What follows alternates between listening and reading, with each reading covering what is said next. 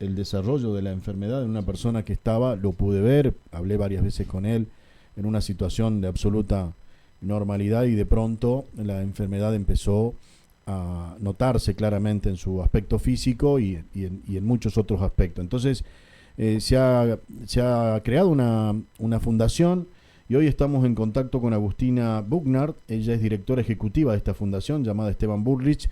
Está en contacto vía Zoom, le agradecemos que nos haya atendido, le decimos a todos los que la quieran ver que estamos por YouTube a través de Radio Salta, en nuestra página web. Y es un gusto tenerte, Agustina. Buen día, ¿cómo está? Bienvenida. Buen día, gracias a ustedes por el espacio. Bueno, cuéntenos cómo se preparan para celebrar este Día Internacional de esta enfermedad. No sé si celebrar es la palabra adecuada, pero bueno, tienen muchísimas actividades previstas.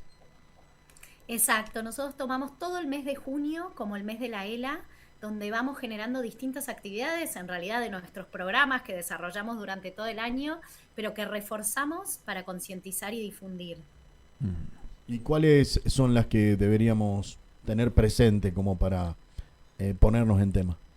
Bueno, ya han pasado una que Mm. participaron muchos profesionales de Salta. Inauguramos el mes de la ELA con un congreso para profesionales de la salud, que fue el viernes y sábado pasado, y lo hicimos presencial en Buenos Aires, pero también por streaming. Participaron más de 700 profesionales y muchos fueron de Salta, así que muy agradecidos. Eh, y tuvimos ayer un encuentro de familias, todos los meses, todas las semanas hacemos una gran actividad. Ujú, Y el ujú. 22 de junio hacemos una gala solidaria en el Colón, así que si alguno de los oyentes llega a estar en Buenos Aires, invitadísimos, porque la verdad es que es un lujo, es con la Orquesta Académica y este año se suma Elena Roger a cantar algunas de sus canciones, y bueno, en un escenario increíble y entradas desde 22.000 pesos, con lo cual vale la pena aprovechar. Absolutamente. Agustina, ¿cuál es la incidencia? Ustedes como fundación seguramente tienen números frescos. ¿Cuál es la incidencia de la ELA en Argentina? Bueno, por estadística mundial deberíamos tener alrededor de 2.000 pacientes en Argentina. Ujú, Nosotros tenemos un propio registro de pacientes que llamamos Registrela y tenemos identificados 955 pacientes en todo el país ujú, y en todas las provincias.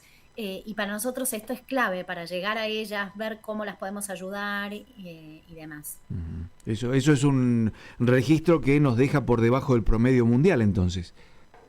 Sí, a ver, hay todavía mucho subdiagnóstico en nuestro país, ¿no? Que todavía no han llegado al diagnóstico certero, pero también muchas familias que no quieren registrarse, ¿no? O Ah, que todavía no ok. están en contacto con nosotros. Bien, bien. Agustina, y en cuanto al tratamiento, el tratamiento médico de la ELA, ¿qué avances hay?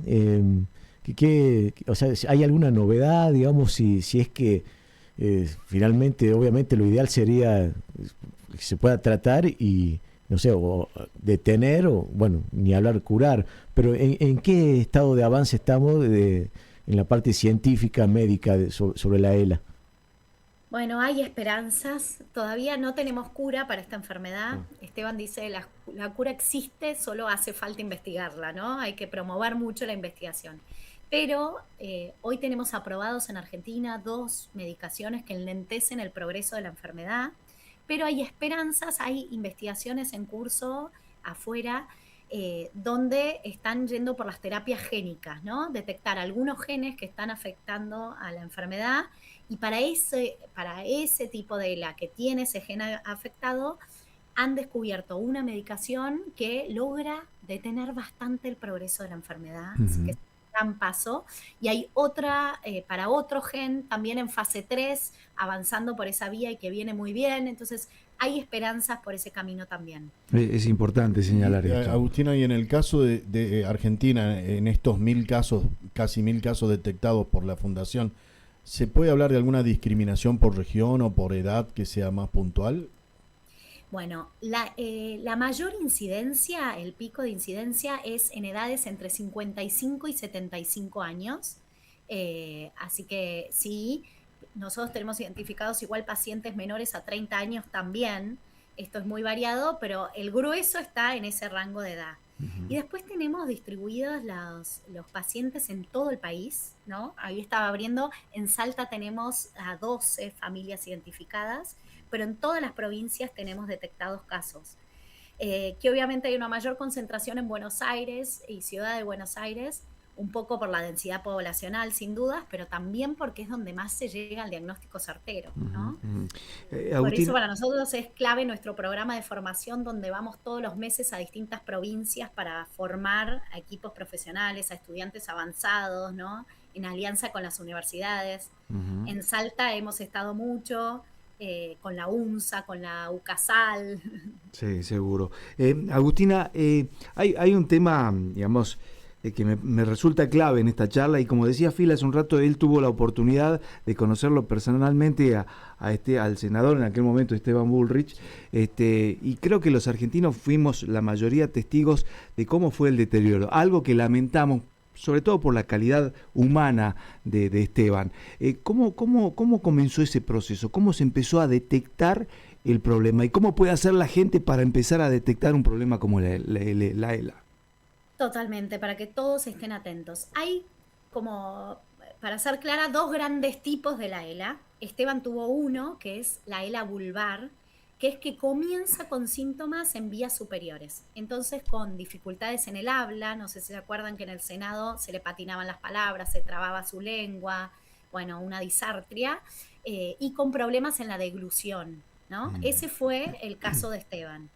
Y por otro lado está la ELA espinal, que comienza con alguna debilidad en algún músculo, en algún miembro, o un pie, una pierna, una mano que cuesta agarrar objetos, empiezan con tropiezos frecuentes.